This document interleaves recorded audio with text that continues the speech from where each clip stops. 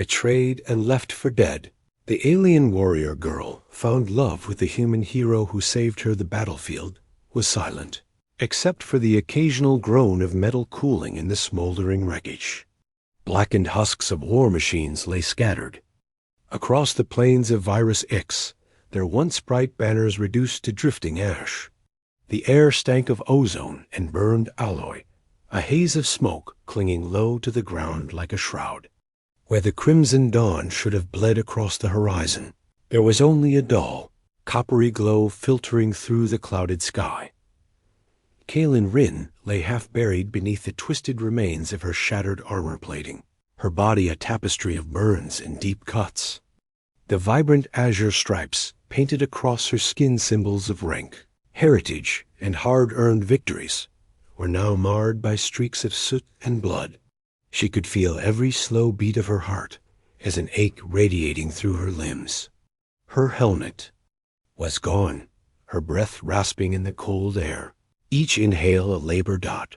Her mind drifted back, unbidden, to the moment the betrayal had unfolded. The comms crackled in her ear, her commander's voice urgent but calm. Vanguard, hold position. Reinforcements inbound. She had believed him, of course. She had. She had followed that voice through campaigns carved into legend. But the next order had been the death knell. Fall back, leave the wounded. We can't hold. The retreat orders came not to her, but to the rest of the unit. She had turned, expecting to see his silhouette in the haze. Instead, she had seen their dropships rising. Abandoning her squad in the kill zone as enemy formations advanced, the screams of her soldiers had echoed in her bones. She had fought until the ammunition was gone, until the energy blades in her hands were nothing but hot metal. And then the blast heat and light swallowing the trench line had thrown her beneath the collapsing wreckage. She should have died then. It might have been kinder, but Kaelin Rin was Zareth Vanguard. She clawed her way through the debris, shards of her own armor cutting her palms. Every movement sent fresh pain lancing through her side. Her vision swam, the world narrowing to a tunnel of smoke and shifting shadows. She could taste copper in her mouth, and still she dragged herself forward. She would live long enough to make the betrayer pay. A distant sound reached her through the ringing in her ears, a steady, rhythmic thunk, thunk, thunk, heavy footsteps. At first, she thought it was one of the enemy warforms, the towering mechs that had scoured the field clean. Her hand found a shard of armor sharp enough to serve as a blade. She forced herself upright, vision dimming, ready to drive it into whatever came for her. The figure emerged through the veil of smoke. Human, encased in battered exo-armor the color of gunmetal, edges scorched from recent battle. The visor reflected the dull light, obscuring the eyes, but the posture was not that of an executioner. The human crouched beside her without hesitation, gaunted hands brushing debris aside. Still breathing, the voice said, low and certain. No mocking tone, no hesitation. A gloved hand pressed to her wound, steadying her. You're not dying here. She tried to snarl a warning, but the sound caught in her throat. The edges of her vision dissolved into black. Her last coherent thought before the darkness claimed her was not of vengeance. It was the strange, alien certainty in his voice. As though her survival was already decided, Kaelin woke to the muted hum of a portable heater and the faint hiss of recycled air. The sharp scent of antiseptic burned her nostrils.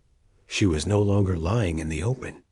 Instead, she rested on a folded thermal blanket inside a shelter fashioned from the twisted hull of a downed dropship. Thin strips of scavenged metal had been bent and braced to create a windbreak, and an old emergency tarp flapped gently overhead, keeping the worst of the ash out. Her first instinct was to reach for a weapon, but her arms moved sluggishly, wrapped in field dressings. The ache in her side throbbed in time with her heartbeat. When her gaze found him, the human, he was crouched by a portable cook unit, the pale glow of the heat coils casting sharp lines across his face. The exo-armor lay in a heap beside him, scarred and blackened, revealing a broad-shouldered figure. In worn combat fatigues, he noticed her stirring. "You're awake," he said, voice low, calm, no theatrics. He held out a canteen. Water, slowly. Her people never drank in front of outsiders. Vulnerability was too easily exploited. But her throat was raw, her mouth dry as cracked stone. Pride warred with need, and need won. She drank in short pulls, the cool liquid burning its way down. "You pulled me from the field," she said, each word rasping. It wasn't gratitude, it was a statement, an accusation. "You were alive. That was enough reason," he replied, unbothered. "Name's Darren Cole. Freelance rescue. What's yours?" She hesitated. Her name was a banner of her bloodline, something never given lightly. But withholding it felt like clinging to a wall already crumbling. "Kaylin Rin." "Kaylin," he repeated, testing the sound. "You're lucky. Enemy drones are sweeping the plains. We'll have to move before they loop back." Her jaw tightened. "I'm not your burden.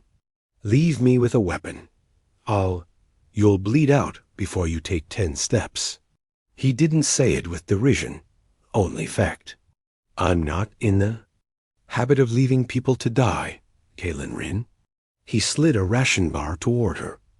She stared at it, suspicious. The silver wrapping was crumpled, the printed Terran symbols alien to her eyes. Hunger gnawed at her resolve, but she bit into it slowly, finding the taste dry and dense, but sustenance all the same.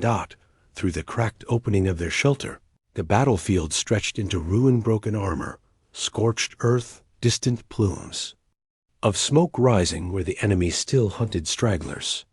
The ash drifted in lazy spirals, settling on the ground like gray snow.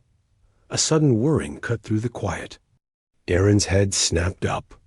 "Drones," he said, already shrugging back into his exo-armor. He handed her a compact blaster Terran make, unfamiliar weight. "Can you use this?" Kellen's lips curled into something like a smirk, despite a pain. "I've made do with worse." When the first shadow swept across the shelter, Darren moved without hesitation, planting himself between her and the opening. The mechanical hum grew louder, closer. She could see the faint red gleam of targeting optics through the smoke. He glanced back at her just once. "Stay low. I'll get us through this." For reasons she could not name, she believed him. And for the first time since the betrayal, Kaylin Rin felt something other than rage. She felt the faint, unwelcome stirrings of trust. The smoke from the drone skirmish still clung to them as they moved through the skeletal remains of Vyris IX. Outer trenchworks. Darren kept a steady pace ahead, his armored boots leaving shallow impressions in the ash. Kaylin followed as best she could, every step a careful negotiation between pain and balance. The blaster he'd given her was clipped to her hip now, its alien weight a constant reminder that she was relying on him far more than she liked. They made for higher ground, weaving between toppled barricades and slagged artillery mounts. In the distance, Kaylin could see the broken spine of a supply depot, its once proud walls now jagged teeth against the gray sky. Darren slowed as they approached, scanning the area with the precision of someone who had learned to assume every shadow was dangerous. "Place like this," he murmured, "you get 2 kinds of survivors, desperate ones, and the kind who made others desperate." Kellen's hand brushed the hilt of her old blade strapped across her back. "And let's make sure we meet neither." But the depot wasn't empty. Shapes moved inside, quick and deliberate humanoid, but ragged. Scavenger gangs, armed with mismatched weapons and wearing scavenged armor plates. Their eyes tracked newcomers like predators gauging wounded prey. Kellen's spine stiffened. She knew the look they'd circle, test, and then strike once weakness. Was confirmed. Darren leaned closer, his voice low but unshaken. We need to get to the signal tower past them. The storms coming in will bury our trail, but also kill our chance of rescue if we wait. The depot interior was a labyrinth of collapsed shelves, shattered crates, and pools of stagnant water reflecting the dim light. They moved through it in silence, the smell of rust and mold thick in the air. Kalen caught glimpses of the scavengers, always at the edges, watching, but not closing in yet. Halfway through the depot, a crash rang out. A crate tumbled from above, shattering at Kellen's feet. The gang emerged from the shadows, weapons leveled. One stepped forward, a lanky man, with a half-metal face and the grin of someone who enjoyed the cornering more than the killing. You're off your path, strangers. Leave your weapons, and maybe we let you limp away. Kellen's muscles coiled, but Darren raised a hand, not surrender, just calculation. Or, he said, his voice carrying a quiet weight, you let us walk, and we don't bring the rest of the sky down on this place. The gang laughed, the sound bouncing through the hollow space. One took a step toward Kalen, eyes glinting at her battle stripes. That paint on your skin, you're worth more than the human. The moment his hand reached, Kalen struck her. Movement a blur, blade flashing up to catch the scavenger's weapon arm. He yelped, stumbling back, blood welling through his patched sleeve. The room shifted instantly from taunts to chaos.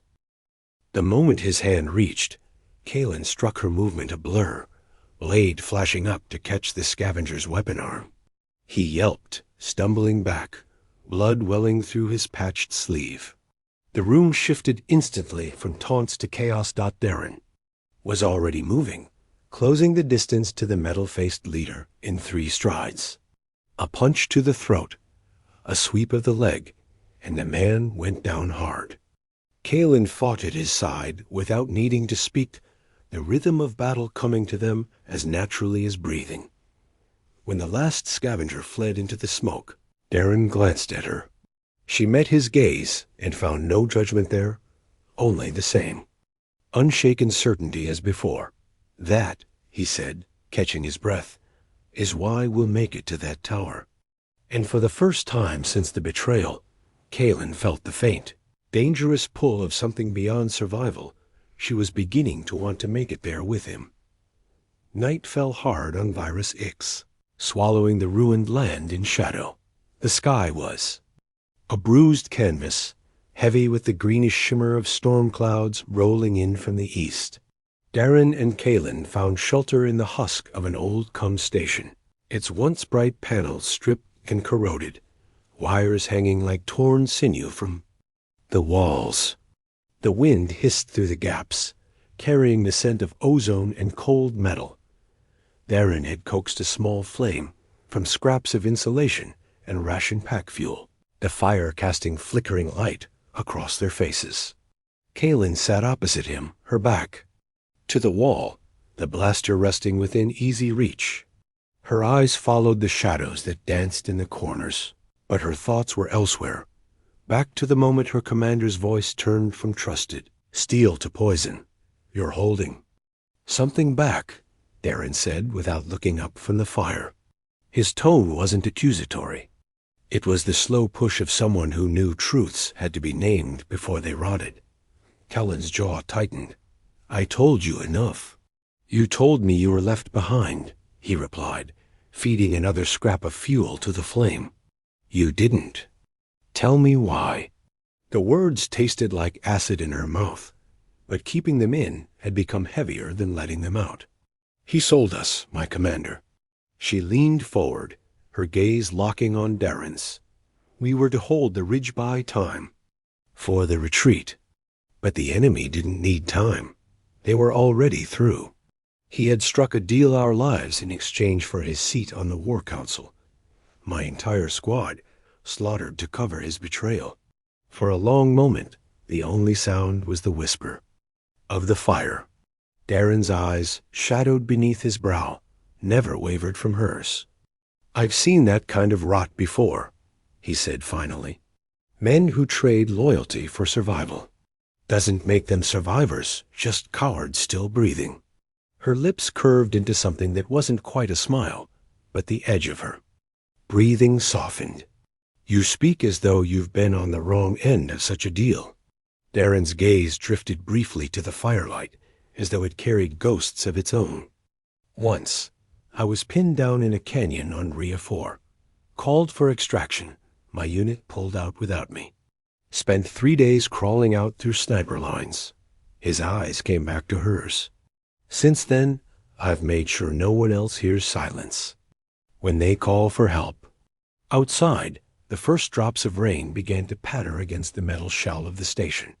Then the storm came, sudden and fierce, rattling the structure. We'll ride it out here, Darren said, rising to secure the tarp over the largest gap. But there's something you should know. This place is built over old mining tunnels. Not all of them are empty. Kaelin tilted her head. Meaning? Before he could answer, a deep metallic groan echoed through the floor, followed by a faint, rhythmic thud too deliberate to be the storm. The old war machines. She'd heard of them. Automated guardians buried when the mines were abandoned, running on half-sentient programming that saw any intruder as an enemy. When the first red glow of an optic lens appeared in the dark mouth of the tunnel, Darren reached for his rifle. Kaelin was already on her feet, blaster in hand. Whatever storm raged outside, something worse had just awakened below. And for the first time in years, she wasn't facing it alone. The tunnels erupted in mechanical thunder. Metal on metal clanged. As something massive dragged itself from the depths, its body a patchwork of rusted armor plates and exposed pistons. The machine's eyes, 2 burning red sensors, cut through the dim, throwing jagged shadows across the station walls. Darren moved first, shoving Kaelin back toward the corner where the collapsed paneling offered a narrow fallback. Stay behind me, he said, voice steady, rifle braced against his shoulder. Kaelin ignored the order. Her warrior's blood refused to cower. She slipped along the opposite wall, circling for a flanking angle, the blaster's grip molding. To her palm. The war machine scanned the room with a low, hungry hum, targeting servos whirring as its head turned toward Darren. The first burst of fire was deafening, Darren's rifle spitting white-hot tracers that hammered into the mechs. Chest.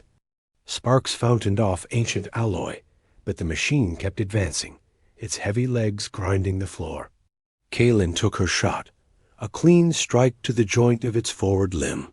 The blaster bolt chewed through hydraulic lines, spraying fluid, but still it came, relentless. Fragging stubborn relic, Darren muttered, sidestepping as the mech swung a jagged arm down where he'd been. The blow smashed a console to pieces, sending fragments skittering across the floor. Kaelin's movement was slower, injuries pulling at every step, but she kept her aim steady. The machine turned toward her, sensors locking. For a moment, she saw herself reflected in that cold, red light, small, broken, and entirely killable. Rage burned through the thought. She fired again, this time at the base of the neck assembly. The machine staggered, optics flickering. Darren seized the fee, opening, sprinting forward, planting a demolition charge on its torso. He yanked Kaelin with him as he dove for cover. The explosion tore through the mech's frame, sending its head rolling across the floor in a shower of sparks. The silence afterward was almost louder than the fight. Rain still hammered the roof above, water dripping in through broken seams. Darren was breathing hard, sweat and grime streaking his face, but his eyes searched her first. "You hurt?" "Not enough to slow me," she said, though her voice betrayed the weight of exhaustion. They didn't rest. Once the storm eased to a steady downpour, they left the station, heading across the rain-slicked plains toward the signal tower. It rose, like a fractured spear in the distance. Its upper dish tilted, catching flashes of lightning. When they reached the base, Kaelin stopped cold. Standing at the entrance, flanked by enemy soldiers, was a figure she knew as intimately as her own shadow, her commander. His armor was pristine, untouched by the carnage of the front, the insignia on his chest polished bright.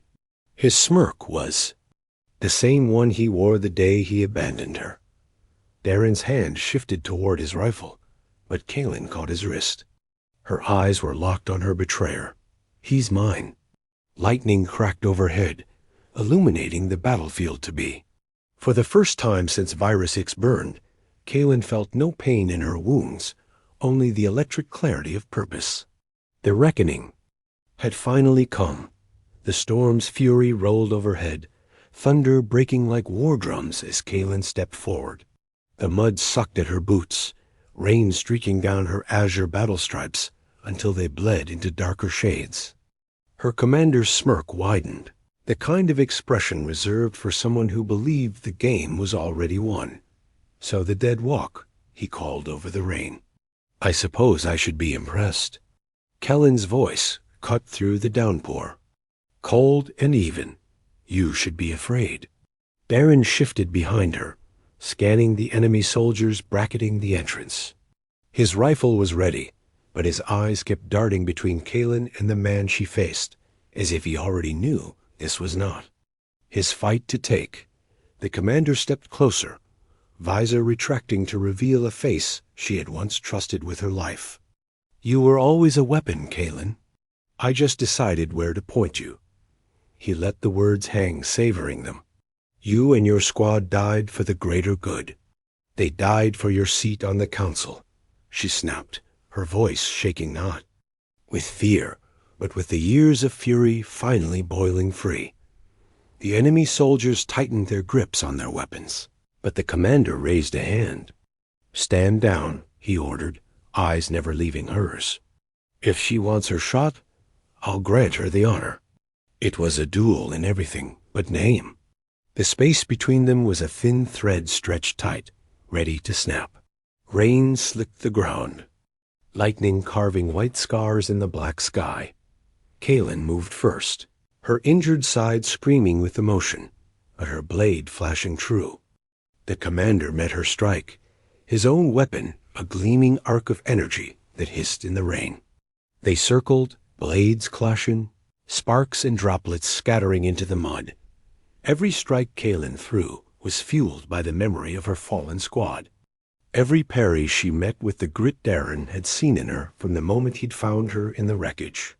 The commander was skilled, he always had been, but he fought for ego, and Kaelin fought for the dead. When his guard slipped for the briefest moment, she disarmed him, sending his blade skidding into the mud. She stood over him, her own weapon poised for the kill. Darren's voice carried through the storm. "Kaelin, don't let him own the rest of your life." Her breath came hard. Rain blurred her vision, but Darren's words cut through clearer than the thunder. Slowly, she stepped back, lowering her blade. "You're not worth the honor of a warrior's death." The commander's sneer faltered as Darren pulled a small charge from his belt and slapped it onto the tower's control panel. "Time to leave," Darren said. They moved fast, the tower's base erupting behind them in a bloom of fire and steel. Rescue dropships descended through the rain, their spotlights cutting through the haze. On board the medevac, Kaelin sat with her injuries, newly bound, watching Darren as he stood by the hatch. For the first time in years, she let her guard fall, just enough for the truth to escape. "I didn't think trust was left in me, but you've made me want to try." He turned, meeting her gaze with that same calm certainty she had first. "Heard in the wreckage. Then we start there." As the dropship lifted toward the clouds, a private transmission chimed in her comb.